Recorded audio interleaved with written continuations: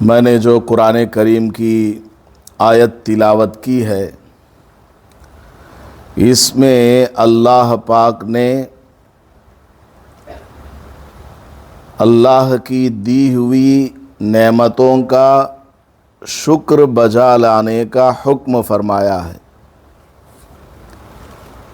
اور اس کا فائدہ بھی بیان فرمایا کہ تم اگر شکریہ ادا کرو گے نعمتوں کا تو میں اس میں اضافہ کروں گا، نعمت کے اندر بڑھوتری آئے گی اور اس کے اندر برکت آئے گی، ظاہری اعتبار سے بھی اور باطنی اعتبار سے بھی اس نعمت کے اندر اضافہ اور بڑھوتری آئے گی۔ ہر آدمی کو اپنے بارے میں سوچنا چاہیے کہ مجھے اللہ پاک نے کن کن نعمتوں سے نوازا ہے۔ ذرا سوچئے، آج ہمارے پاس رہنے کے لیے مکان ہے، بہت سارے لوگوں کے پاس اپنا ذاتی مکان نہیں ہے، آپ کے پاس ہے، اور بہت سارے لوگوں کے پاس کرائے کا مکان ہے کم از کم، جبکہ دوسروں کے پاس کرائے کے مکان میں رہنے کی بھی حیثیت نہیں، اور وہ جھونپڑیوں میں، جنگلوں میں، شہر کے کناروں میں، پلیٹ فارم اور فٹ پاتھ میں زندگی گزار رہے ہیں۔ نبی پاک صلی اللہ علیہ وسلم نے ارشاد فرمایا ہے کہ تم اپنے سے نیچے آدمی کو دیکھ کر کے زندگی گزارا کرو،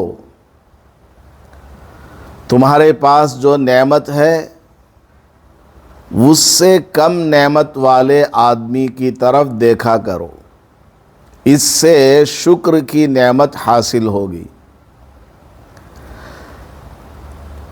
اللہ نے ہمیں صحت عطا فرمایا، بہت سارے لوگ ہسپتالوں میں ہیں، ان کے پاس مال بھی ہے، دولت بھی ہے، مکانات، کمپنیاں، فیکٹریز بھی ہیں، لیکن آپ جو کھا پی سکتی ہیں وہ نہیں کھا پی سکتے، ایک لقمہ ان کے حلق سے نیچے نہیں اترتا، سانس کی تکلیف ہے، پانی بھی ان کے حلق سے نیچے نہیں جاتا، پائپ سے چڑھانا پڑتا ہے، گلوکوز ان کو چڑھایا جا رہا ہے، اور آپ ماشاءاللہ خوب کھا رہی ہیں، پی رہی ہیں، ہضم بھی ہو رہا ہے، اگلے وقت کے لیے بھوک بھی موجود ہے، اور جو کھا رہے ہیں اس سے جسم کے اندر طاقت بھی آ رہی ہے۔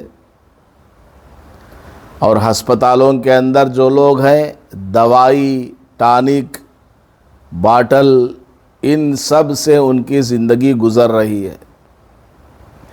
اللہ پاک نے آنکھ عطا فرمایا، ایک سیکنڈ کے لیے آنکھ بند کر کے دیکھیں، کوئی چیز نظر نہیں آتی۔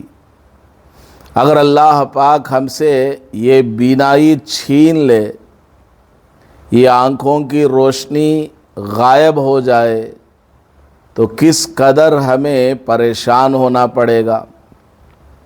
ایک ایک قدم رکھنے کے لیے ہم دوسروں کے محتاج ہو جائیں گے،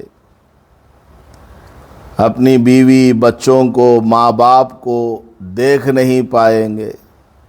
اللہ تعالیٰ کی کتنی بڑی نعمت ہے آنکھ والی، زبان والی کتنی بڑی نعمت ہے، سانس کی کتنی بڑی نعمت ہے۔ اگر سانس ہماری رک جائے یا سانس لینے میں تکلیف ہو جائے کتنی پریشانی ہوگی۔ حضرت شیخ سعدی رحمۃ اللہ علیہ فرماتے ہیں، ہر نفسے کے فیرومی رود ممد حیات است، ہر وہ سانس انسان کے جسم کے اندر داخل ہوتا ہے وہ انسان کی 20-30 سیکنڈ کی زندگی کو بڑھانے والا ہوتا ہے۔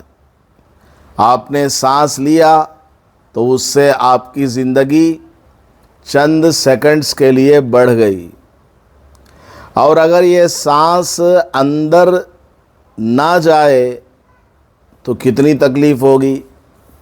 آدمی پریشان ہو جائے گا کہ سانس اندر نہیں جا رہا ہے، سانس کے بغیر آدمی رہ نہیں سکتا، دم گھٹ گھٹ کر وہ مر جائے گا۔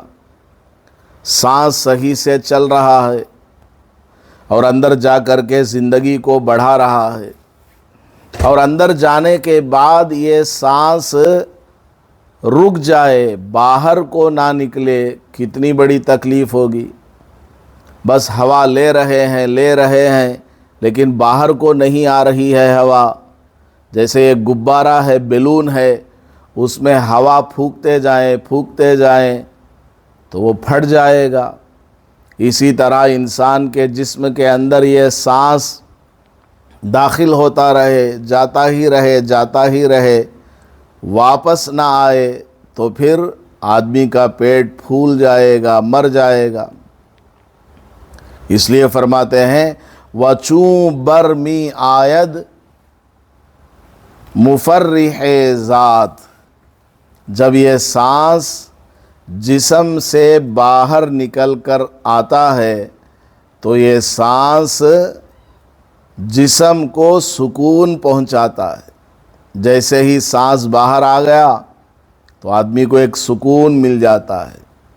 جیسے کسی بدبودار جگہ میں آپ کھڑی ہوئی ہیں، ناک بند کر کے رکھا ہے چند سیکنڈز کے لیے، فوراً وہاں سے ہٹنے کو جی چاہتا ہے، ہٹ گئیں، اور وہاں جا کر کے آپ نے سانس چھوڑا، پھر سانس لیا، کتنا سکون ملتا ہے۔ تو حضرت شیخ سعدی رحمۃ اللہ علیہ فرماتے ہیں کہ ایک سانس ہے، ایک سانس کی نعمت ہے اندر جانے والی، جس سے زندگی کے اندر اضافہ ہوتا ہے، اور ایک سانس کی نعمت ہے باہر آنے والی، جس سے جسم کو سکون ملتا ہے۔ دونوں اپنی جگہ بڑی بڑی نعمتیں ہیں، اور ہر ایک نعمت پر شکر بجا لانا واجب ہے۔ ایک مرتبہ آپ نے سانس لیا تو سانس والی نعمت کے ملنے پر الحمدللہ کہنا واجب ہے۔ دوبارہ سانس باہر نکل آیا تو وہ ایک نعمت ہے، اس پر بھی الحمدللہ کہنا واجب ہے۔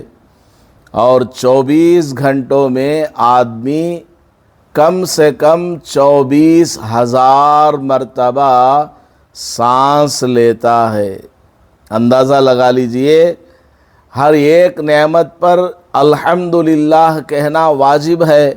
24,000 مرتبہ ہم سانس لیتے ہیں، تو کیا 24,000 مرتبہ ہم الحمدللہ کہنے کی قدرت رکھتے ہیں؟ کوئی عمل کرتا ہے؟ بالکل بھی پاسبل نہیں ہے۔ تو بتانے کا مطلب یہ ہے کہ ہم اگر اللہ کی دی ہوئی نعمتوں کا شکر ادا کرنا چاہیں تو صرف اور صرف سانس والی نعمت کا شکر بھی ادا نہیں کر پائیں گے۔ اتنی بڑی نعمت ہمیں حاصل ہے، صرف سانس۔ اس کے علاوہ پھر آپ دیکھ لیجئے، آنکھ، ہاتھ، پیر، زبان، چکھنے والی زبان، اور سوچنے والا دل و دماغ، ہمارے اندر موجود نالج، علم، صلاحیت، کمیونیکیشن سکل، ہمارے جسم کے اندر موجود طاقت و قوت، کن کن نعمتوں کا ہم شکریہ ادا کریں۔ سورہ رحمان میں اللہ پاک نے بار بار اس کا احساس دلایا، فَبِأَيِّ آلَاءِ رَبِّكُمَا تُكَذِّبَانِ۔ اور نبی پاک صلی اللہ علیہ وسلم نے جتنی دعائیں سکھائی ہیں اس میں تقریباً ہر جگہ اللہ کی تعریف اور بڑائی ہے۔ کھانا آپ نے کھا لیا، الحمدللہ کہو، الحمدللہ الذی اطعمنا وسقانا وجعلنا مسلمین۔ نیند سے بیدار ہو گئے، اللہ چاہتا تو رات بھر ایسے ہی سلا کر کے رکھ سکتا تھا، اگلا دن نصیب نہ ہوتا، لیکن اللہ پاک نے اگلا دن بھی عطا فرمایا، زندہ کیا۔ فرمایا کہ دعا پڑھو، الحمدللہ الذی احیانا بعد ما اماتنا والیہ النشور۔ ہر جگہ پانی پیا، اپنے گلاس رکھا واپس، الحمدللہ کہو۔ تو اللہ تبارک و تعالیٰ کی نعمتیں اس قدر ہیں کہ ان کا شکریہ ادا کرنا ہم لوگوں سے ممکن نہیں ہے۔ تو جتنا ہو سکے اتنا شکریہ ادا کرتے رہنا چاہیے، اور شکریہ ادا کرنے پر اس نعمت کے اندر اللہ پاک اضافہ فرماتا ہے۔ آپ کی آنکھ فجر میں کھلی، آپ نے تہجد کی نماز پڑھ لی یا فجر کی نماز آپ نے پڑھ لی، تو ایک جملہ اللہ کا شکر ادا کرنے کے لیے بھی بولیں کہ اے اللہ تیرا لاکھ لاکھ شکر ہے، تو نے مجھے نیند سے بیدار کیا اور فجر کی نماز پڑھنے کی توفیق عطا فرمائی۔ اس سے کیا ہوگا؟ اگلی نماز پڑھنے کی آپ کو توفیق مل جائے گی۔ پھر آپ نے ظہر پڑھا تو پھر اللہ کا شکریہ ادا کریں، صرف الحمدللہ اتنا کہیں، یا اردو زبان میں کہیں اے اللہ تیرا شکریہ، تو نے مجھے ظہر کی نماز پڑھنے کی توفیق عطا فرمائی۔ اس طرح اللہ کی جو نعمتیں ہمیں مل رہی ہیں ان کا شکریہ ادا کرتے رہیں گے، اللہ پاک ہماری نعمتوں میں اضافہ کرتا رہے گا۔ مال آپ کو حاصل ہوا، کوئی کام آپ کا پورا ہو گیا، یا مشکل کام آسان ہو گیا، یا مشکل کام کو آسان بنانے کے لیے کوئی راستہ آپ کو مل گیا، الحمدللہ۔ کوئی بھی نعمت ہمیں حاصل ہو اس پر الحمدللہ۔ بچوں کو بھی سکھانا چاہیے کہ بیٹا جب تم اسکول جاؤ الحمدللہ کہتے ہوئے جاؤ، اللہ پاک نے مجھے پڑھنے لکھنے کے لیے جانے کی توفیق عطا فرمائی۔ اسکول صحیح سلامت پہنچ گئے، الحمدللہ کہو۔ گاڑی سے اترتے ہوئے، اسکول میں انٹر ہوتے ہوئے بسم اللہ پڑھتے ہوئے جاؤ، اپنی جگہ بیٹھنے کے بعد الحمدللہ کہو، اللہ تیرا شکریہ ہے، تو نے مجھے یہاں آرام کے ساتھ پہنچا دیا۔ سبق پڑھ لیا، کتاب بند کرنے لگے، کتاب بند کرتے ہوئے الحمدللہ کہو، اے اللہ میں نے سبق پڑھ لیا، تیرا لاکھ لاکھ شکر ہے۔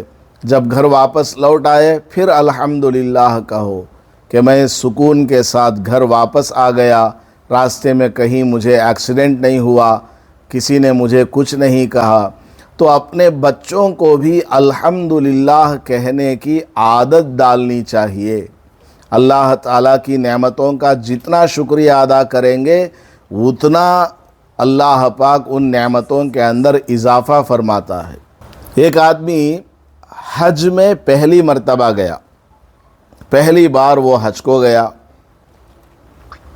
حج کو جا کر حج مکمل کر لیا اور واپس گھر آیا، تو اگلا حج آنے تک 1 سال تک روزانہ 2 رکعت نماز پڑھتا رہا، اور نماز کے بعد یہ کہتا رہا، اے اللہ تیرا لاکھ لاکھ شکر ہے، تو نے مجھے حج کرنے کی توفیق عطا فرمائی۔ پورے سال روزانہ 2 رکعت نماز پڑھی اور یہ اللہ تعالیٰ سے کہتا رہا۔ تو اس کے بارے میں بتایا کہ اس ایک حج کا شکریہ ادا کرنے پر اللہ تعالیٰ نے اس کو مسلسل کنٹینیوسلی 7 برس تک حج کرنے کی توفیق عطا فرمائی۔ بار بار ہر سال اس کو حج میں جانے کی اللہ نے توفیق عطا فرمائی۔ تو اللہ کی دی ہوئی نعمتوں کا ہم شکریہ ادا کریں گے، اس شکریہ کے بدلے میں اللہ پاک نعمتوں کے اندر اضافہ فرماتا ہے۔ اللہ نے نکاح کا انتظام کرایا، شکریہ ادا کرنا، نماز پڑھ کر کے شکریہ ادا کریں، 2 رکعت شکریہ نماز، اور زبان سے بھی کہیں الحمدللہ کہیں، دل سے بھی اللہ کے شکر گزار ہوں۔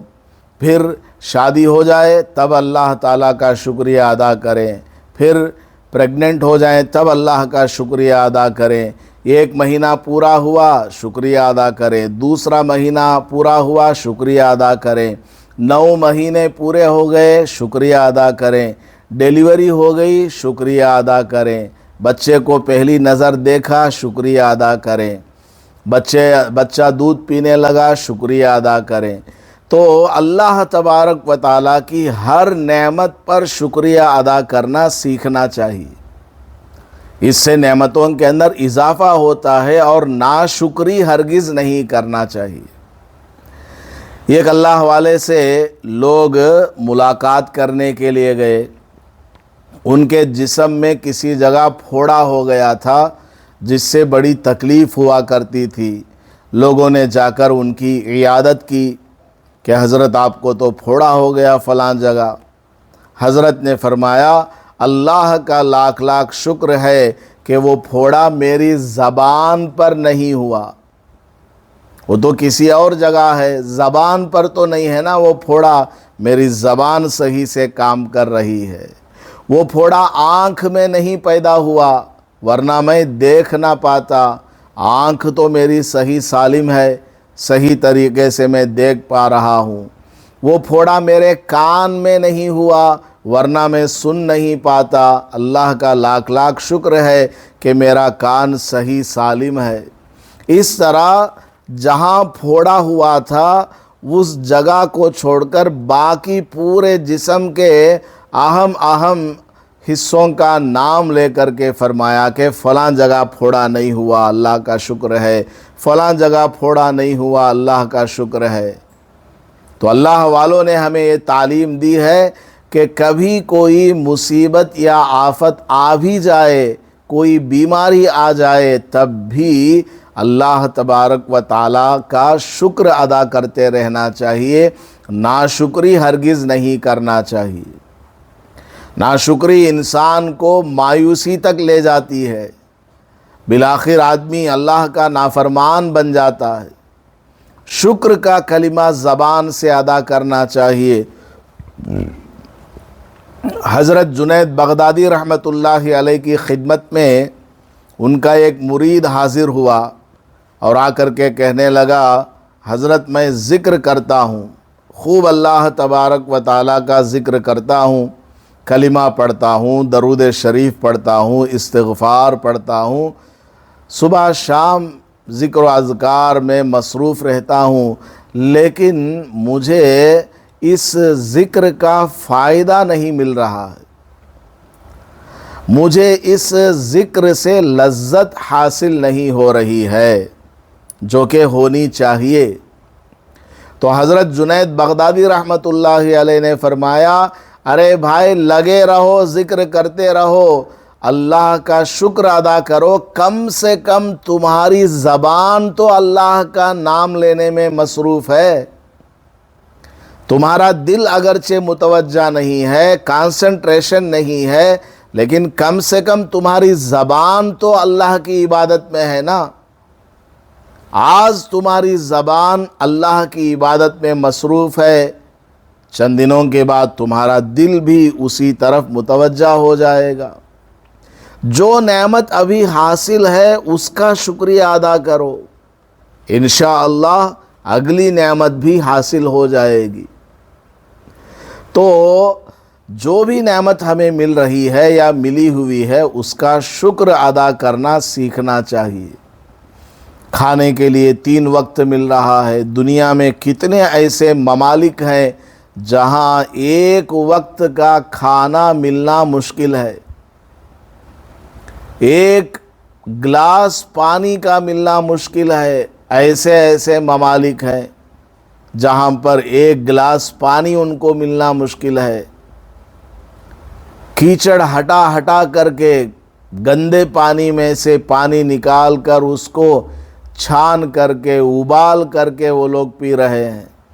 20 30 فٹ اندر کنویں میں اتر کر کے ایک بالٹی ایک بکٹ ان کو پانی ملتا ہے۔ ایسے ممالک بھی موجود ہیں، اور ہمیں آسانی کے ساتھ پانی مل رہا ہے، پینے کے لیے بھی مل رہا ہے، استعمال کرنے کے لیے بھی مل رہا ہے۔ اللہ تعالیٰ کا شکر ادا کرنا چاہیے۔ اللہ تبارک و تعالیٰ کی جو جو نعمتیں ہمیں حاصل ہیں ان کا شکریہ ادا کرنا چاہیے۔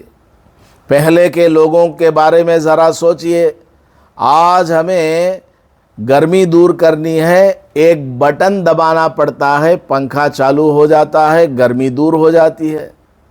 اور پہلے زمانوں میں اگر ہوا چاہیے تو باضابطہ ہاتھ میں پنکھا لے کر کے اس کو جھپکنا پڑتا ہے، ہاتھ میں درد ہو جاتا ہے پنکھا جھپکتے جھپکتے، اور نیند آنے تک جھپک لیا، سو گئے، اور رات بھر گرمی میں سوتے رہے۔ اور ہمیں رات بھر پنکھا چل رہا ہے، سکون کی نیند مل رہی ہے۔ پہلے کے لوگوں کے پاس بجلی نہیں تھی، چاند کی چاندنی میں جتنا نظر آیا اسی سے سارے کام ہو رہے ہیں۔ اور آج ہمارے پاس رات میں 12 بجے 2 بجے کتنا ہی اندھیرا کیوں نہ ہو، ایک بٹن دبایا پورا کمرہ روشن ہو گیا، آرام سے ہم پڑھ سکتے ہیں، لکھ سکتے ہیں، اپنا کام و کاج کر سکتے ہیں۔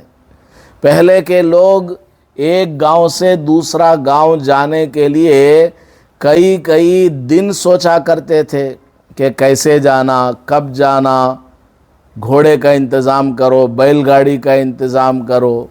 اور آج ہم لوگ کسی جگہ جانا چاہے چھوٹا سفر ہو، لمبا سفر ہو، مختلف قسم کی سواریاں موجود ہیں، کار ہے، بس ہے، ٹرین ہے، ہوائی جہاز ہے، اور جس وقت چاہیں آپ پہنچ سکتے ہیں۔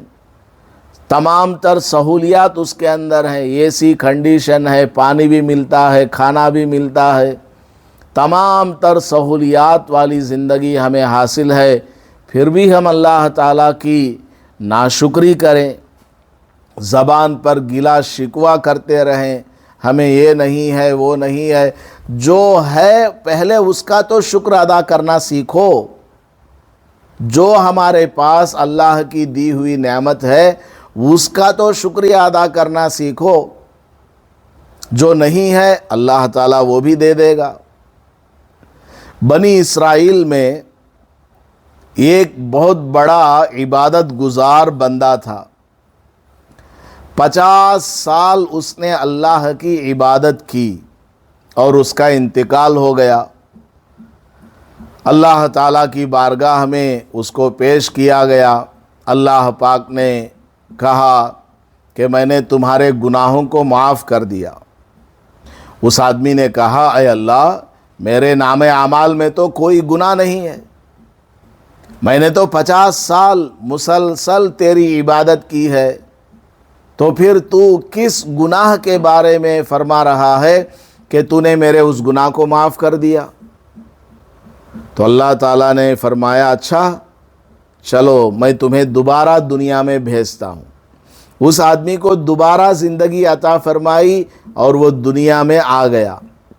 دنیا میں آنے کے بعد اللہ تعالیٰ نے کیا کیا، اس کے دماغ کا ایک رگ یا دل کا ایک رگ اپنی جگہ سے تھوڑا ہٹا دیا، جس کی وجہ سے وہ بڑا پریشان ہو گیا، نہ اٹھ سکتا، نہ بیٹھ سکتا، نہ کھا سکتا، نہ پی سکتا، نماز پڑھنے کی بھی طاقت نہیں، کھڑے ہونے میں بیٹھنے میں دوسروں کا محتاج ہو گیا اور نماز بھی نہیں پڑھ پایا۔ اسی طرح اس کی چند دن زندگی گزری، رات میں سو گیا تو فرشتے نے خواب میں آ کر کے بتلایا، ارے بھائی تو نے نمازوں کو چھوڑا، بتاؤ یہ گناہ ہوا کہ نہیں ہوا؟ اس نے کہا ہاں میں نے نمازوں کو چھوڑا، گناہ ہوا ہے۔ تو اس فرشتے نے خواب میں اس سے بتلایا تو نے جو 50 سال اللہ کی عبادت کی ہے اس کی وجہ یہ ہے کہ اللہ نے تجھے عبادت کرنے کی طاقت عطا فرمائی ہے، اللہ تعالیٰ نے تجھے نماز پڑھنے کی طاقت دی، صحت عطا فرمائی، آنکھ صحیح سے کام کر رہی تھی، ہاتھ پیر صحیح سے کام کر رہے تھے، اس لیے تو نے اللہ کی عبادت کی ہے۔ آج ذرا سا ایک رگ اپنی جگہ سے ہٹ گئی تو پھر تم کمزور ہو گئے، ضعیف ہو گئے، نماز کو تم نے چھوڑ دیا، تو پھر تو نے اللہ تعالیٰ سے ایسے کیسے کہہ دیا کہ میں نے کوئی گناہ نہیں کیا؟ اگر تو نے 50 سال نیکی کی ہے تو وہ اللہ تبارک و تعالیٰ کی توفیق سے کی ہے، اللہ تبارک و تعالیٰ کے فضل سے تم کو عبادت کی توفیق ملی ہے۔ کبھی اپنی کی ہوئی عبادت پر اترانا نہیں چاہیے، گھمنڈ نہیں کرنا چاہیے۔ اللہ نے صحت عطا فرمائی تب جا کر کے تو یہ سب کچھ کر رہا ہے، ورنہ کچھ بھی تو کر نہ پاتا۔ تو آپ تمام خواتین جو یہاں تشریف لائی ہیں اپنی زندگی کے بارے میں سوچیں، پہلے آپ کیسی تھیں، اب کیسی ہیں؟ اللہ تعالیٰ نے غربت کی حالت سے نکال کر مالداری کی طرف لے کر آیا، بیماری کی حالت سے نکال کر صحت کی حالت میں لے کر آیا۔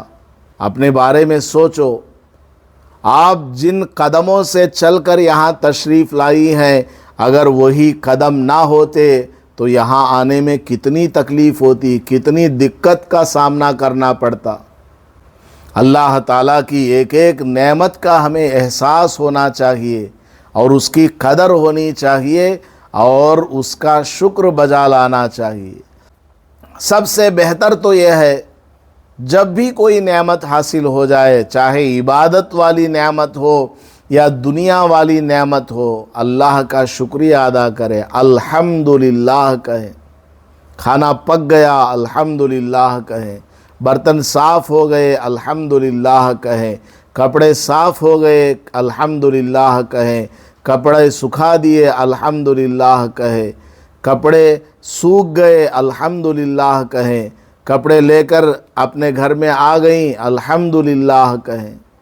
ہر نعمت پر اللہ تبارک و تعالیٰ کا شکر ادا کرنا سیکھیں، اور رات میں سونے سے پہلے 1 منٹ بستر پر لیٹے لیٹے، رات میں سونے سے پہلے بستر پر لیٹے لیٹے کم از کم 1 منٹ کے لیے آنکھ بند کر کے دن بھر کی نعمتوں کا تصور کریں۔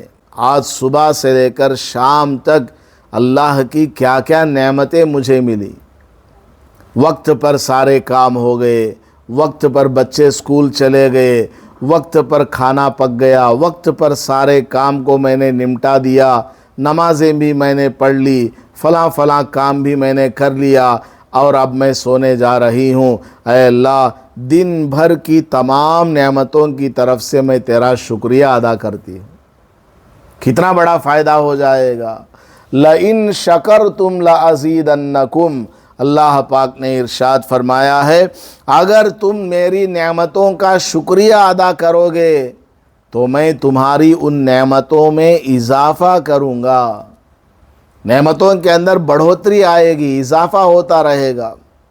اس لیے روزانہ یہ معمول بنا لیں، روزانہ یہ عادت بنا لیں، خود بھی اور اپنے گھر والوں کو بھی بتائیں۔ جو بھی نعمت حاصل ہو الحمدللہ کہنا سیکھیں، اللہ کا شکریہ ادا کرنا سیکھیں، اللہ تبارک و تعالیٰ کی ناشکری سے اپنے آپ کو بچا کر کے رکھیں، اور کبھی خدا نہ خواستہ کوئی مصیبت آ جائے، آفت آ جائے، پریشانی آ جائے تو بھی اللہ کی ناشکری نہیں کرنا۔ مثال کے طور پر بخار آ گیا تو یہ نہیں بولنا کہ مجھے بخار آ گیا، اللہ نے ایسا کیوں کیا، بلکہ یہ کہنا چاہیے اللہ کا لاکھ لاکھ شکر ہے کہ مجھے صرف بخار آیا ہے، ٹائیفائڈ بخار نہیں آیا، ملیریا نہیں آیا، ہسپتال میں علاج کرنے کے لیے میں گئی تھی، وہاں پر مجھے ڈاکٹر نے صرف دوائی دے کر کے بھیج دیا اور بہت سارے لوگوں کو ایڈمٹ ہونے کا آرڈر دیا۔ اے اللہ تیرا لاکھ لاکھ شکر ہے کہ مجھے ایڈمٹ ہونے کی نوبت نہیں آئی، صرف ٹیبلٹ سے ٹانک سے بیماری دور ہونے والی ہے۔ تو جو بھی مصیبت آئے تو یہ سمجھیں اللہ چاہتا تو اس سے بڑی مصیبت آ سکتی تھی، اللہ کا کرم ہے کہ اس سے بڑی مصیبت نہیں آئی، بس یہ چھوٹی سی مصیبت ہے، میں صبر کرتی ہوں، اللہ پاک اس مصیبت کو دور کر دے گا۔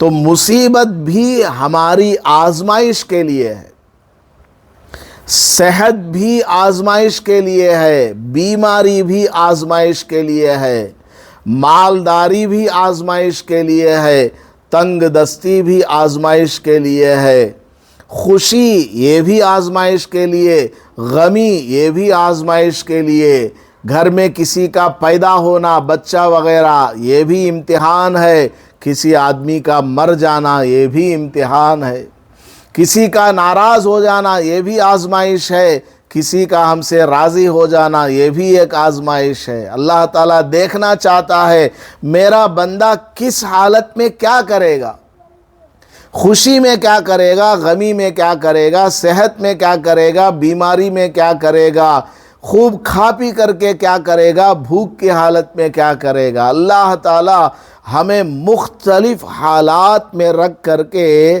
ہمارا امتحان لیتا رہتا ہے اور ہمیں اس امتحان میں پاس ہونا ہے، ہمیں اس امتحان میں کامیاب ہونا ہے۔ اس لیے ہر حالت میں اللہ تعالیٰ کا شکریہ ادا کرنا سیکھیں۔ الحمدللہ علی کل حال، ایک مرتبہ یہ جملہ بولیے آپ، الحمدللہ علی کل حال۔ حضرت عبداللہ ابن عمر رضی اللہ تعالیٰ عنہما سے غالباً یہ روایت ہے کہ کوئی مصیبت آ گئی، اس وقت کسی نے خیر خیریت پوچھی تو فرمایا الحمدللہ علی کل حال۔ کیا مطلب؟ میں ہر حالت میں اللہ کی تعریف بیان کرتا ہوں، یعنی مجھے بیماری ہے تب بھی میں اللہ کی تعریف بیان کرتا ہوں، مجھے خوشی ہے تب بھی میں اللہ کی تعریف بیان کرتا ہوں۔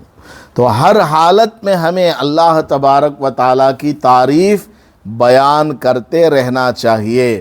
یہ چیز ہمیں حاصل ہو جائے، آپ دیکھیں گی آپ کی نعمتوں کے اندر اللہ پاک اضافہ فرمائے گا، آپ کی نعمتوں کے اندر اللہ تبارک و تعالیٰ برکت کو ڈالے گا، کھانے کی نعمت، پینے کی نعمت، بیوی بچے شوہر اور اہل و عیال، رشتہ داریاں، عزتیں، کمپنی، کاروبار، سب چیزوں کے اندر برکت آئے گی۔ اللہ کی نعمتوں کا شکریہ ادا کرتے رہیں۔ اللہ پاک ہم سب کو عمل کی توفیق عطا فرمائے، آمین۔ وآخر دعوانا ان الحمدللہ رب العالمین۔ اللہ کا فضل ہے، مومنہ کورس کے 17 سبق ہو گئے، آج یہ 18واں سبق ہے، پیج نمبر 18 ہے۔ فرشتوں سے متعلق عقائد۔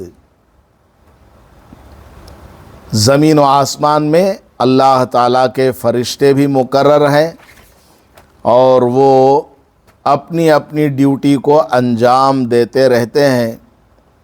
تو فرشتوں کے بارے میں ایک مسلمان ہونے کی حیثیت سے کیا عقیدہ رکھنا چاہیے، چند عقیدے یہاں پر لکھے ہوئے ہیں، ان کو سمجھ لیجئے۔ سوال: فرشتے کسے کہتے ہیں؟ فرشتہ فرشتہ ہم سنتے رہتے ہیں، یہ کون لوگ ہیں؟ اور عربی زبان میں ان کو ملائکہ بولتے ہیں، ملائکہ، اور ایک فرشتے کو ملک بولتے ہیں، ملک۔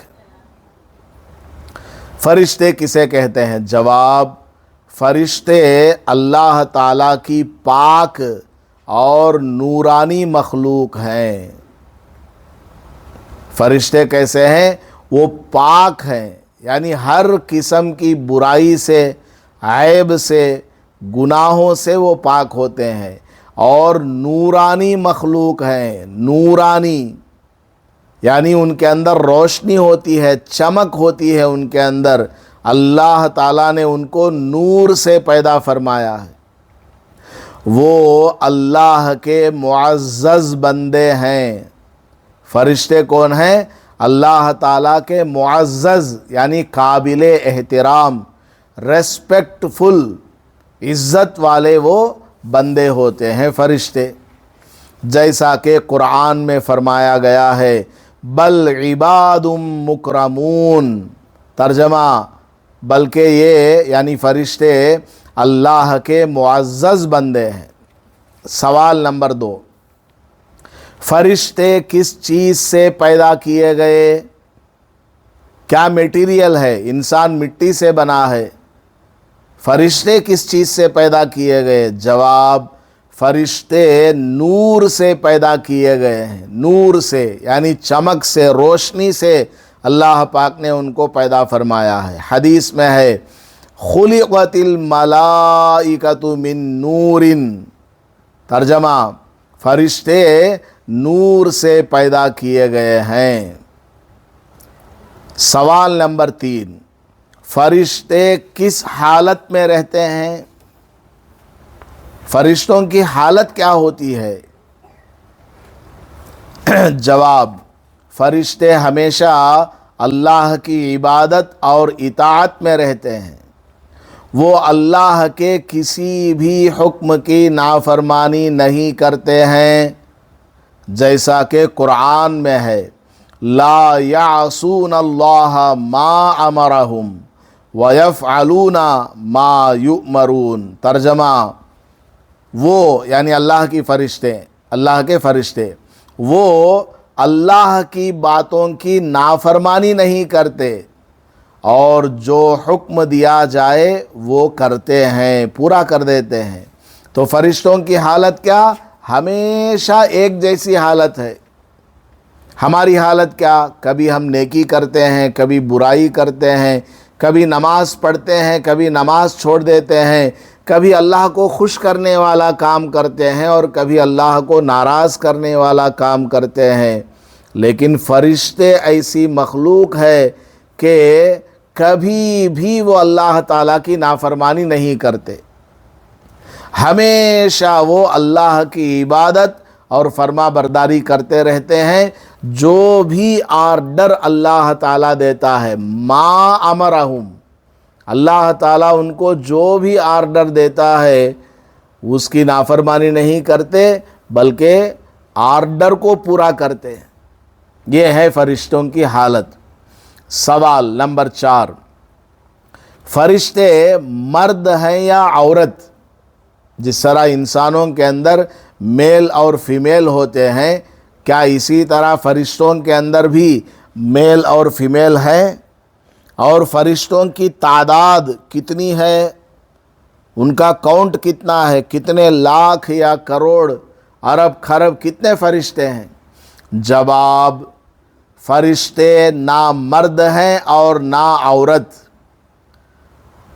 وہ ایک نورانی مخلوق ہے بس۔ فرشتوں کے اندر یہ جنڈر والا سسٹم نہیں ہے کہ فرشتے مرد ہوں یا عورتیں ہوں، نہیں، فرشتے بس ایک نورانی مخلوق ہے، اس میں میل فیمیل نہیں ہوتا، اس کے اندر میل فیمیل کی کوئی کیٹیگری نہیں ہے، بس وہ ایک نورانی مخلوق ہے۔ اب فرشتوں کی تعداد کتنی ہے؟ فرشتوں کی تعداد بہت زیادہ ہے، اور ان کی صحیح تعداد صرف اللہ ہی کو معلوم ہے، اللہ کے علاوہ کوئی نہیں جانتا فرشتوں کی کتنی گنتی ہے۔ جیسا کہ قرآن میں ارشاد ہے وَمَا يَعْلَمُ جُنُودَ رَبِّكَ إِلَّا هُوَ، ترجمہ اور تیرے رب کی فوجوں کا علم صرف اسی کو ہے۔ فرشتوں کی گنتی کتنی کسی کو معلوم نہیں۔ آپ کو مثال دے کر میں بتاتا ہوں، ہر انسان کے ساتھ 10 فرشتے ہوتے ہیں، کرامن کاتبین، یہ اچھے اعمال اور برے اعمال کو لکھنے والے، اس کے علاوہ ہماری جان کی حفاظت کرنے والے، موت کا جو وقت اللہ تعالیٰ نے متعین کیا ہے اس وقت تک ہماری جان کی حفاظت کرنے والے فرشتے ہوتے ہیں، اور بھی بہت سارے فرشتے۔ تو کتابوں میں لکھا ہے ٹوٹل ملا کر ایک ایک آدمی کے ساتھ میں 10 فرشتے ہوتے ہیں۔ اب پریزنٹ دنیا کے اندر جو پاپولیشن ہے تقریباً 800 کروڑ دنیا کی آبادی ہے۔ 800 کروڑ انٹو 10 فرشتے کتنے ہو جائیں گے؟ 8000 کروڑ فرشتے ہو جائیں گے۔ اور حضرت آدم علیہ السلام سے لے کر اب تک کتنے انسان آئے؟ ہے کسی کے پاس کوئی ڈیٹا؟ ہے کسی کے پاس کوئی کاؤنٹ؟ اور آج کے بعد قیامت تک کتنے لوگ دنیا میں آنے والے ہیں؟ ان میں سے ہر ایک کے ساتھ 10 فرشتے۔ ہے کوئی گنتی؟ کوئی کیلکولیٹر ہے حساب لگانے والا؟ تو اللہ پاک فرماتا ہے وَمَا يَعْلَمُ جُنُودَ رَبِّكَ إِلَّا هُوَ، تیرے رب کی فوجوں کا علم صرف اسی کو ہے۔ اللہ تعالیٰ ہی جانتا ہے کہ کتنے فرشتے ہیں دنیا میں، زمین میں، آسمانوں میں۔ اچھا، جانوروں کے ساتھ بھی فرشتے ہوتے ہیں، جانوروں کی دیکھ بھال کرنے والے، جنگلات کی دیکھ بھال کرنے والے، دریا، سمندر، چاند، سورج، ستاروں کا سسٹم، ہواؤں کا سسٹم چلانے والے۔ اور جب انسان کی موت ہوتی ہے تو ملک الموت اپنے ساتھ کئی سارے فرشتوں کو لے کر کے آتے ہیں، ان کی گنتی اللہ اکبر آدمی حساب نہیں لگا سکتا۔ روزانہ کتنے لاکھ آدمی مر جاتے ہیں اور کتنے لاکھوں آدمی جنم لیتے رہتے ہیں۔ تو اللہ تعالیٰ کے فرشتوں کی تعداد کسی کو معلوم نہیں، بس اللہ تعالیٰ جانتا ہے کہ کتنے فرشتے ہیں۔ سوال نمبر 5، چند مشہور فرشتوں کے نام اور ان کے کیا کام ہیں؟ فرشتوں کی ایگزیکٹ گنتی کسی کو معلوم نہیں ہے، لیکن چند فرشتوں کے نام تو معلوم ہے نا۔ وہ نام کیا ہیں اور ان کی کیا کیا ڈیوٹیز ہیں؟ جواب، 4 بڑے اور مشہور فرشتے ہیں، فیمس 4 فرشتے فیمس ہیں۔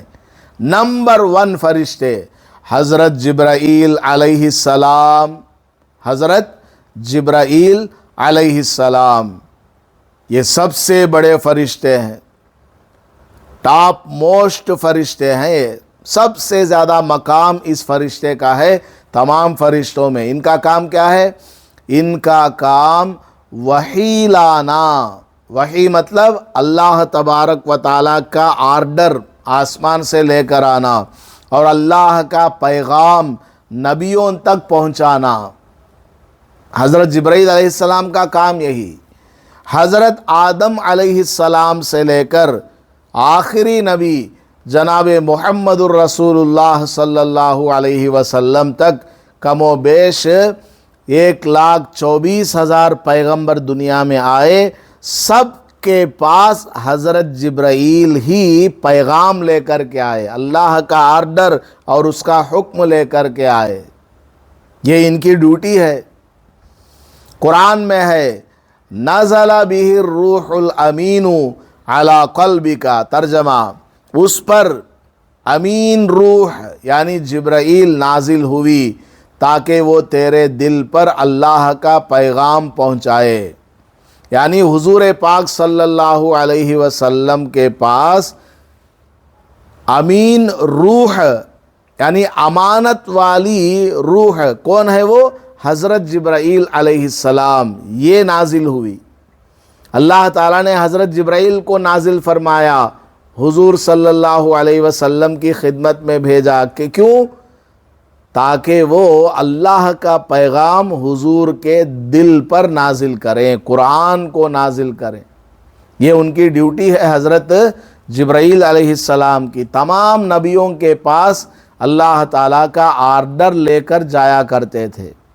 نمبر 2 مشہور فیمس فرشتوں میں نام حضرت میکائیل، حضرت میکائیل، ان کا کام بارش، رزق اور زمین پر رزق کے انتظام کا ذمہ دار ہونا ہے۔ حضرت میکائیل علیہ السلام کا کام کیا؟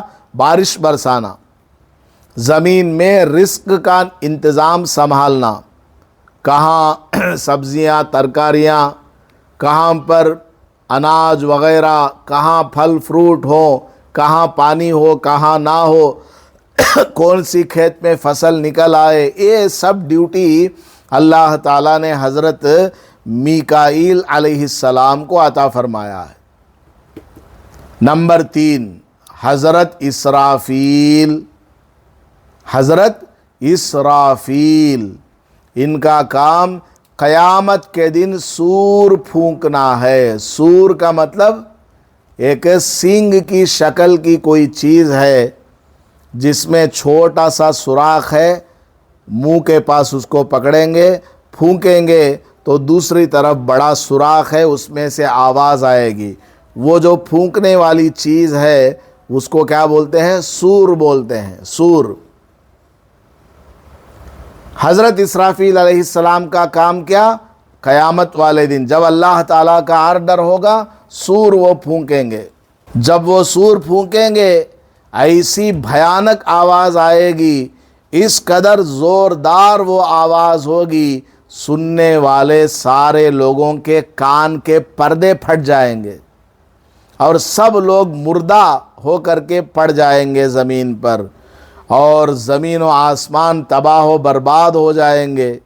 سورج آسمان سے ٹوٹ جائے گا، زمین کے قریب آ کر کے پڑ جائے گا، چاند ستارے سب اپنی جگہ سے ہل جائیں گے، پہاڑ ہواؤں میں اڑنے لگیں گے۔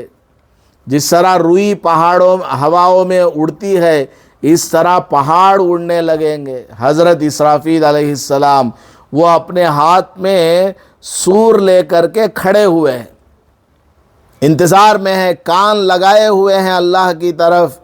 اللہ کی طرف سے جیسے ہی حضرت اسرافیل علیہ السلام کو اجازت ملے گی، اے اسرافیل اب دنیا ختم کرنے کا ارادہ ہے، دنیا میں کوئی میرا نام لینے والا نہیں، کوئی اذان کہنے والا نہیں، کوئی نماز پڑھنے والا نہیں، کوئی قرآن پڑھنے والا نہیں، دنیا کے اندر بس کافر ہی کافر رہ گئے، چلو پھونک مارو، قیامت ہے آج۔ تب حضرت اسرافیل علیہ السلام سور پھونکیں گے اور قیامت آ جائے گی۔ بہت بڑی ذمہ داری حضرت اسرافیل علیہ السلام کے ہاتھ میں ہے، اور مردوں کو دوبارہ زندہ کرنے کا انتظام سنبھالنا۔ پہلی مرتبہ سور پھونکیں گے، سارے آدمی مر جائیں گے اور دنیا دھرم برہم ہو جائے گی۔ پھر حساب و کتاب کے لیے اللہ تعالیٰ سب کو کھڑا کرے گا، تو حضرت اسرافیل علیہ السلام کو حکم دے گا سور پھونکو۔ وہ دوبارہ سور پھونکیں گے، مردے جو ہے قبروں سے نکل کر کے آ جائیں گے۔ مردوں کو زندہ کرنے کا انتظام حضرت اسرافیل علیہ السلام کے ہاتھ میں ہے۔ قرآن میں ہے یوم ینفخ فی الصور فتأتون افواجا، ترجمہ، اور وہ سور پھونکے گا یعنی حضرت اسرافیل، پھر تم گروہوں میں آؤ گے، یعنی گروپ بن کر کے آؤ گے۔ ہر علاقے کے آدمی، ہر ملک کے آدمی سب مل کر کے آئیں گے، میدان محشر کی طرف جائیں گے، فلسطین جائیں گے جہاں پر میدان محشر قائم ہونے والا ہے، سب لوگ وہاں جا کر کے کھڑے ہو جائیں گے اس آواز کی طرف۔ یہ ان کی ڈیوٹی ہے حضرت اسرافیل علیہ السلام کی۔ نمبر 4 حضرت عزرائیل علیہ السلام۔ عزرائیل ملک الموت ان کا دوسرا نام بھی ہے، موت کا فرشتہ۔ ان کا کام روح قبض کرنا اور موت کا انتظام کرنا ہے۔ ملک الموت کا کام کیا؟ جان لینا، کس آدمی کو کب مارنا ہے، کب کس کا لاسٹ ڈیٹ ہے، ڈیٹ آف ڈیتھ کیا ہے، ٹائم آف ڈیتھ کیا ہے، کاز آف ڈیتھ کیا ہے، اے ٹو زیڈ ملک الموت کے پاس ڈیٹا موجود ہے۔ وہ وقت جیسے ہی آئے گا، اذا جاء اجلهم لا يستأخرون عنه ساعة ولا يستقدمون، جب وہ موت کا وقت آ جائے گا، ایک سیکنڈ پہلے نہیں، ایک سیکنڈ بعد میں نہیں، ایگزیکٹ ٹائم پر ملک الموت آئیں گے اور روح کو قبض کر کے لے جائیں گے۔ دنیا کتنی بڑی ہے، دنیا کے ایک پوائنٹ سے ساری دنیا گھوم کر پھر اسی پوائنٹ پر آئیں تو کتنے ہزار مائلز بنتے ہیں، لیکن ساری دنیا ملک الموت کے سامنے ایسی ہے جیسے ایک مرغی کے سامنے کٹورا۔ مرغی جہاں سے چاہے وہاں سے دانہ چن سکتی ہے اور ایک ایک سیکنڈ میں کئی دانے چن لیتی ہے۔ اس طرح ملک الموت کا بھی حال ہے کہ ملک الموت کے سامنے ساری دنیا ایک کٹورے کے مانند ہے، جہاں جہاں سے جس کو اٹھانا، مدن پلی سے ایک، رائے چوٹی سے ایک، بمبئی سے ایک، سعودی سے ایک، امریکہ سے ایک، لندن سے ایک، افریقہ سے ایک، سمندروں میں سے ایک، جنگلوں میں سے ایک، منٹوں سیکنڈوں میں سارا کام نمٹا دیتے ہیں۔ ان کے لیے کوئی مشکل نہیں اور ذرا بھی ڈیلے نہیں ہوتا، ایگزیکٹ ٹائم پر وہ کام پورا کر دیتے ہیں۔ قرآن میں ہے قُلْ يَتَوَفَّاكُم مَلَكُ الْمَوْتِ الَّذِي وُكِّلَ بِكُمْ ثُمَّ إِلَىٰ رَبِّكُمْ تُرْجَعُونَ۔ ترجمہ کہہ دو، وہ ملک الموت جو تم پر مقرر ہے تمہاری جان قبض کرے گا۔ ملک الموت ہمارے اوپر مقرر ہے، کوئی یہ نہ سمجھے کہ موت نہیں آئے گی، ہر آدمی کو آئے گی۔ جوانی میں بھی موت آ سکتی ہے، شادی سے پہلے بھی آ سکتی ہے، شادی کے بعد بھی آ سکتی ہے، بڑھاپے میں بھی آ سکتی ہے، صحت اور تندرستی کی حالت میں بھی آ سکتی ہے۔ وہ ملک الموت ہمارے اوپر مقرر ہے، پھر تم اپنے رب کی طرف لوٹائے جاؤ گے۔ ملک الموت آئے گا، ہماری جان لے لے گا تو پھر ہمیں اللہ کے سامنے کھڑا کر دیا جائے گا، عالم برزخ میں ہم چلے جائیں گے، قبر میں دفن ہوگا، فوراً حساب و کتاب شروع۔ بتاؤ کتنی تو نے نمازیں پڑھی ہے، آنکھ دی ہوئی تھی، آنکھ سے کیا دیکھا، زبان دی ہوئی تھی، زبان سے تو نے کس کو کیا کہا، ہاتھ پیر دیے ہوئے تھے، کس کی مدد کی یا کس پر ظلم کیا، پیٹ میں جانے والا لقمہ حلال کا تھا یا حرام کا، ماں کا حق ادا کیا، باپ کا حق ادا کیا، اولاد کا حق ادا کیا، بہن کا حق ادا کیا، پڑوسیوں کے ساتھ تمہارا معاملہ کیسا رہا، اے ٹو زیڈ حساب شروع ہو جائے گا۔ ملک الموت ہمارے پیچھے لگا ہوا ہے، موت کی تیاری کریں، موت کی فکر کریں، کل کے چکر میں نہ رہیں، آج سے ابھی سے اپنی زندگیوں کو بدلیں۔ فرشتہ مقرر ہے، معلوم نہیں کون سے ڈیٹ میں کون سے وقت میں ہماری جان لینے کا آرڈر اس کو ملا ہوا ہے، اور یہ ملک الموت ہم سے کوئی رشوت نہیں لیتا، ملک الموت ہماری بات نہیں مانتا، کوئی طاقت اس کو روک نہیں سکتی، کوئی حکومت اس کو روک نہیں سکتی، آرڈر اس کو ملا ہوا ہے، وہ جان لے کر کے جائے گا ضرور۔ سوال نمبر 6، کیا ہر انسان کے ساتھ بھی فرشتے رہتے ہیں؟ ہر آدمی کے ساتھ بھی فرشتے ہیں کیا؟ جواب ہاں، ہر انسان کے ساتھ 2 فرشتے رہتے ہیں۔ یہ کم سے کم کاؤنٹ ہے، ویسے تو میں نے آپ کو 10 بتائے ہیں، یہ کم سے کم 2 فرشتے نام اعمال لکھنے والے، اس کے علاوہ ہماری جان بچانے والے بہت، لہو معقبات من بین یدیہ ومن خلفہ یحفظونہ من امر اللہ۔ سورہ ابراہیم کے اندر اس کی ساری تفصیل ہے کہ بہت سارے فرشتے انسان کے ساتھ میں ہوتے ہیں۔ بہرحال تو ہر انسان کے ساتھ 2 فرشتے رہتے ہیں جو اس کے اعمال لکھتے ہیں۔ بریکٹ میں لکھا ہے، ان کو کیا بولا جاتا ہے؟ کرامن کاتبین۔ اور کچھ فرشتے حفاظت پر مقرر ہیں۔ دیکھیے، حفاظت پر بھی مقرر ہیں۔ اللہ نے ایک ڈیٹ فکس کیا کہ اس ڈیٹ تک یہ مرنا نہیں ہے، تو ہماری جان اللہ تعالیٰ بچاتا رہتا ہے۔ آپ دیکھتی ہیں گاڑی میں ایک آدمی جاتا جاتا بس کے نیچے گر گیا، مرنے والا ہے، لیکن بس والے نے بریک دبا دیا۔ یہ اصل میں کس نے کیا؟ فرشتے نے اس کو بچایا۔ کنویں میں گرتے گرتے، ڈس بیلنس ہوتے ہوتے وہ بالکل بیلنس میں آ جاتا ہے آدمی۔ گاڑی سکڈ ہوتے ہوتے گاڑی سٹڈی ہو جاتی ہے۔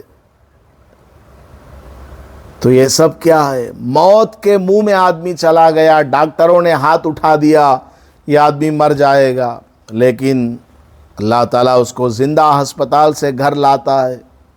یہ سب کیا ہے؟ فرشتے مقرر ہیں حفاظت کے لیے، اس آدمی کی حفاظت کرتے رہتے ہیں، اس کی جان کی۔ قرآن میں ہے اِذْ يَتَلَقَّى الْمُتَلَقِّيَانِ عَنِ الْيَمِينِ وَعَنِ الشِّمَالِ قَعِيدٌ۔ ترجمہ: جب دونوں فرشتے ایک دوسرے سے خبر لیتے ہیں اور دائیں اور بائیں بیٹھ کر، یعنی دائیں بائیں بیٹھ کر، ہمارے داہنے کندھے پر اور بائیں کندھے پر یہ فرشتے بیٹھے رہتے ہیں، یہ ایک دوسرے سے خبر لیتے رہتے ہیں، نیوز۔ دائیں طرف والا فرشتہ بائیں طرف والے کو کچھ بولتا ہے، بائیں طرف والا فرشتہ دائیں طرف والے فرشتے کو کچھ بولتا ہے، پورا ہمارے بارے میں۔ میں ابھی بیان کر رہا ہوں، یہ دونوں فرشتے دیکھ رہے ہیں، لکھ رہے ہیں، ایک ایک لفظ نوٹ کیا جا رہا ہے، میں کیا بول رہا ہوں کیا نہیں، کون سا صحیح بول رہا ہوں کون سا غلط بول رہا ہوں، اور کتنی نیکیاں مجھے مل رہی ہیں، سب نوٹ ہو رہا ہے، اور آپ سب یہاں سن رہی ہیں۔ ایک ایک لفظ آپ کے کانوں سے گزرتے ہوئے دل میں اتر رہا ہے، فرشتہ نوٹ کرتا ہے۔ کون کون سن رہی ہے، فرشتہ نوٹ کر رہا ہے، کون کون سو جاتے ہیں، فرشتہ نوٹ کر رہا ہے۔ تو A to Z ہمارا ریکارڈ یہ دونوں فرشتے تیار کر رہے ہیں، نیکی کا ریکارڈ، برائی کا ریکارڈ، اچھے کاموں کا ریکارڈ، گناہوں کا ریکارڈ۔ سوال نمبر 7۔ اچھا، ایک اور بات، آدمی کو سدھرنے کے لیے بس اتنی بات یاد رکھنا کافی ہے کہ میرے ساتھ 2 فرشتے ہیں جو میرے اچھے برے کو لکھ کر کے کمپلینٹ FIR درج کر رہے ہیں۔ جیسے ہی میں مروں گی اللہ کے سامنے یہ فرشتے پیش کر دیں گے۔ اتنی بات اگر آپ خواتین کے دلوں میں ہے نا تو آپ سدھر جائیں گی۔ میں یہ نہیں بول رہا ہوں کہ آپ سب بگڑی ہوئی ہیں، کیا حضرت ہم نہ گالیاں دیتے ہی نا، ایسا کام تو بول لیں گے نہیں، میں ایک عبرت والی بات بتلا رہا ہوں کہ اگر آپ سدھرنا چاہیں، میں سدھرنا چاہوں، میرے دل میں خدا کا خوف آنا ہے، بس یہ ایک پوائنٹ میرے دماغ میں رہے کافی ہے کہ میرے رائٹ سائڈ میں لیفٹ سائڈ میں فرشتے ہیں جو میرے ہر ایک پوائنٹ کو نوٹ کر رہے ہیں۔ میری آنکھ حرکت کرتی ہے، فرشتہ لکھ رہا ہے، میری زبان سے ایک لفظ نکل رہا ہے، فرشتہ لکھ رہا ہے، میرے دل میں کیا کیا میں سوچ رہا ہوں اور کیا کیا اس کے مطابق عمل کر رہا ہوں، فرشتہ لکھ رہا ہے۔ A to Z پوری میری زندگی لکھی جا رہی ہے، FIR تیار کیا جا رہا ہے۔ میں مر جاؤں گا، قیامت میں اللہ کے سامنے وہ رپورٹ پیش ہوگا، یا جب اللہ تعالیٰ چاہے گا وہ رپورٹ ہمارا دیکھے گا، اگر میرے اور آپ کے دل میں یہ پکا یقین ہو جائے نا تو آدمی پھر برائی سے بچ جائے گا، نیک اعمال میں لگا رہے گا۔ مثال کے طور پر آپ جو ہے کسی شادی محل میں گئی، وہاں بہت سارا سامان ادھر ادھر رکھا ہوا ہے۔ دلہن کے کمرے میں آپ گئیں، دلہن کے کمرے میں ابھی کوئی نہیں ہے، دوسرے کمرے میں وہ گئی ہے، اب دلہن کے کمرے میں انگوٹھی رکھی ہوئی ہے۔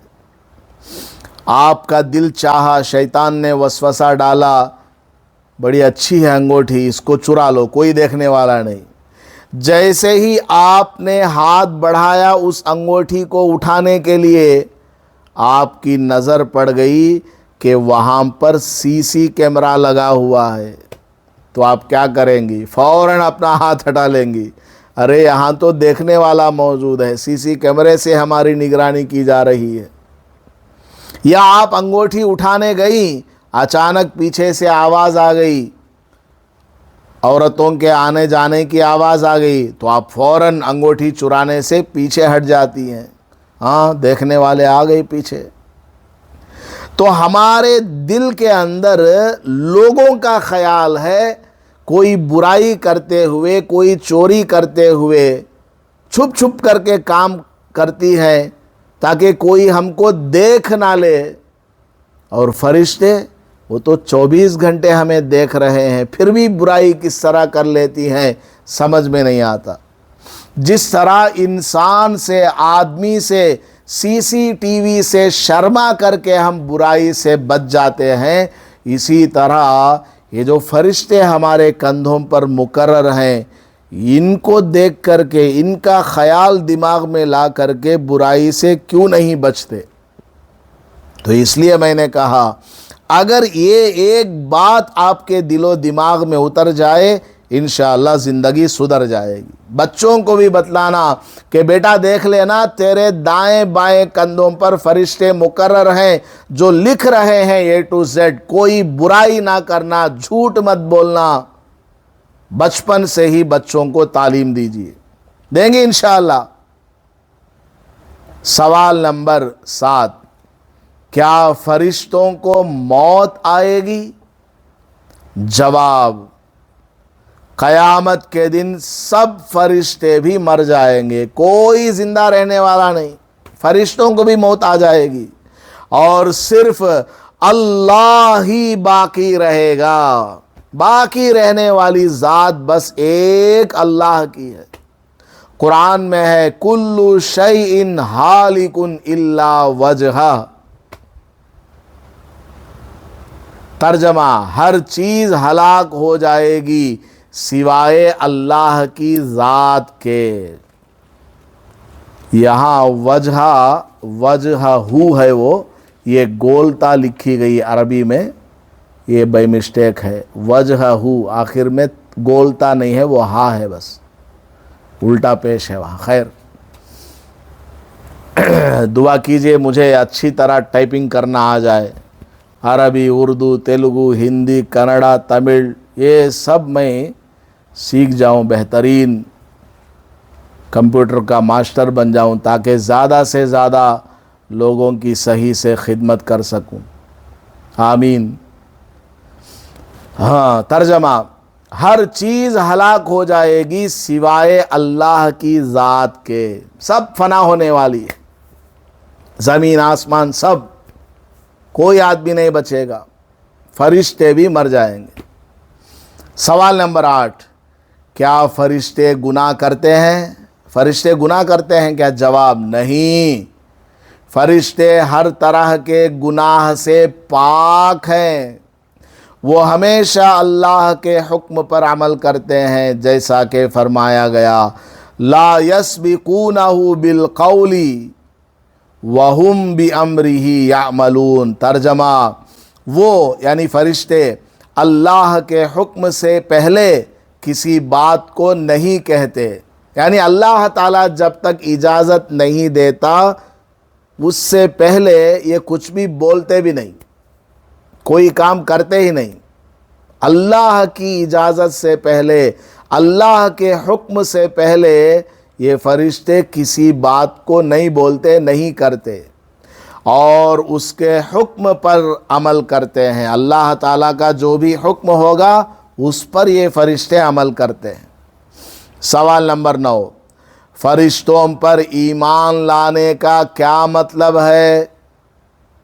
آمنت باللہ وملائکتہ وکتبہ ورسلہ والیوم الآخر والقدر خیرہ من اللہ تعالی والخیرہ وشرہ من اللہ تعالی والبعث بعد الموت، یہ سب ہے نا، ایمان مجمل، ایمان مفصل۔ تو اس میں اللہ پر ایمان لانا اور فرشتوں پر ایمان لانا یہ بھی ہے نا۔ تو فرشتوں پر ایمان لانے کا کیا مطلب ہے؟ جواب، فرشتوں پر ایمان لانے کا مطلب یہ ہے کہ یقین رکھنا کہ فرشتے موجود ہیں۔ فرشتوں پر ایمان لانے کا مطلب کیا؟ یہ یقین رکھو اللہ کے فرشتے ہیں، موجود ہیں، پریزنٹ، ابھی یہاں گھر میں آپ کے دائیں بائیں موجود ہیں۔ وہ اللہ کے حکم پر کام کرتے ہیں، اللہ نے جس ڈیوٹی پر ان کو لگایا ہوا ہے اس پر وہ کام کرتے ہیں، اور ہم انہیں دنیا میں نہیں دیکھ سکتے، فرشتوں کو ہم دنیا میں نہیں دیکھ سکتے۔ یہ اللہ تعالیٰ کا فضل ہوتا ہے، کسی کسی کو اللہ تعالیٰ فرشتہ دکھا دیتا ہے۔ پیغمبر سارے فرشتوں کو دیکھتے ہیں، اور بعض ایمان والوں کو بھی اللہ تعالیٰ دکھا دیتا ہے فرشتوں کو۔ بہرحال تو یہ فرشتوں سے متعلق کچھ عقیدے ہیں، یہ ان میں سے جتنی باتیں آپ کو سمجھ میں آئیں اپنے گھر میں اپنے شوہر کو، بچوں کو بٹھا کر کے سمجھاؤ، بولتی رہیں گی آپ کو وہ بات یاد رہے گی، خالی سن کر کے چلی گئی وہ بات آپ بھول جائیں گی۔ آدمی جب بولتا ہے، تکرار کرتا ہے، بار بار دہراتا ہے، تو اس کا بولنے کا انداز جو ہے صحیح ہو جاتا ہے، سیکھ لیتا آدمی۔ بہت سارے عورتیں یہ سمجھتی ہیں کہا لو ہم نہ بات کرنے آتا نہیں، بولنے آتا نہیں۔ وہ دکانہ میں ساڑیاں کے ریٹاں فکس کرنا تو گھنٹہ بات کرتی، یہ کئی کو ایتا وہ کئی کو ایتا، دین کی بات کرنا ہے تو ایو ہم نہ آتا نہیں، لو ہمیں پڑھ سکتے ہیں فضائل اعمال۔ ٹرائی کرو روزانہ ایک ایک لائن، دو لائن اپنے بچے کو بٹھا کر کے سمجھاؤ۔ ابھی جو فرشتوں سے متعلق آپ نے عقیدے پڑھے، گھر میں بچی ہے بچہ ہے، ایک ایک لائن ان کو سمجھاؤ۔ آج آپ سے نہیں ہو رہا، کل نہیں ہو رہا، پرسوں نہیں ہو رہا، پریکٹس میکس مین پرفیکٹ۔ اب تیلگو میں بھی بولنا، تینگا تینگا ویپا گوڑا پلا گنڈو گتے، تیہ گنڈو۔ بہرحال تو آپ پریکٹس کریں، گھر میں جا کر کے سنائیں، انشاءاللہ کتنا فائدہ ہوگا۔ دھیرے دھیرے آپ کو بولنا بھی آ جائے گا۔ بچی کو پکانا نہیں آتا، پکانے بیٹھے تو نہ آنے کا، پکاؤ، آج نمک زیادہ ہو گیا، کل مرچ تیز ہو گئی، اس طرح کرتے کرتے دھیرے دھیرے وہ سیکھ جائے گی۔ اسے آتا نہیں لو، ایسا رہیں گے تو کبھی بھی نہیں آئے گا۔ میدان میں اترو۔ یہاں آنے والی ہر خاتون کو اپنے گھر کی معلمہ بننا ہے، کم سے کم اپنے گھر کی معلمہ۔ روزانہ 5 منٹ کے لیے اپنے گھر کے مردوں کو، بچوں کو، عورتوں کو جوڑ کر کے 5 منٹ کے لیے یہ چیزیں پڑھ کر کے سنانا۔ ایک ایک بات سناؤ، بس ایک ایک پوائنٹ سناؤ، بس کتنا فائدہ ہو جائے گا۔ اللہ تعالی عمل کی توفیق عطا فرمائے۔